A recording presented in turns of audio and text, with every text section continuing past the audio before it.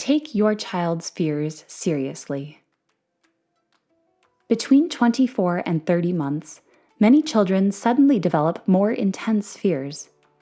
As babies grow into young children and gain a stronger sense of themselves, the world around them may seem large and unpredictable, and some aspects of their new world are scary. Some of their fears are more easily understandable, such as insects, thunderstorms, or the dark, while others are more baffling, the toilet flushing, the vacuum, or escalators.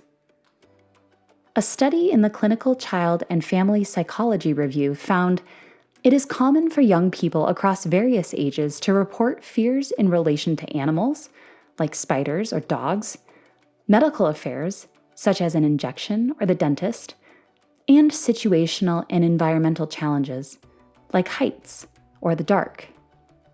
The average child has between 2 and 5 of such fears. Here's how you can help. Whatever they are afraid of, try to give them an opportunity to explain it. They may not have the language necessary to express themselves, but showing them that you believe them is reassuring. Talk about fear when they're not afraid. A child who is afraid of the dark can be hard to reassure at night. Instead, give them a preview in the daytime. Pretty soon it will be nighttime, and so it will be dark in your room. But everything stays the same.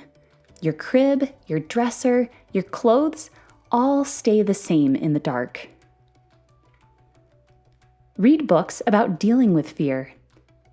Books like Bee Gets a Checkup are a great tool for helping children anticipate potentially scary events like a trip to the doctor.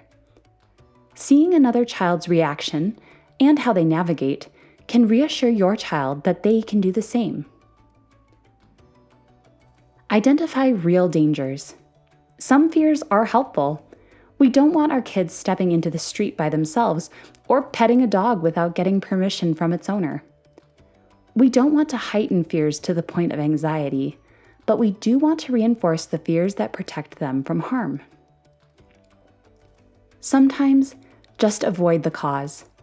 Whether it's rational or not, sometimes avoiding the fear will be easiest. In the meantime, continue talking about it. Reassurances that you're listening and you're there for them will help them outgrow their fears.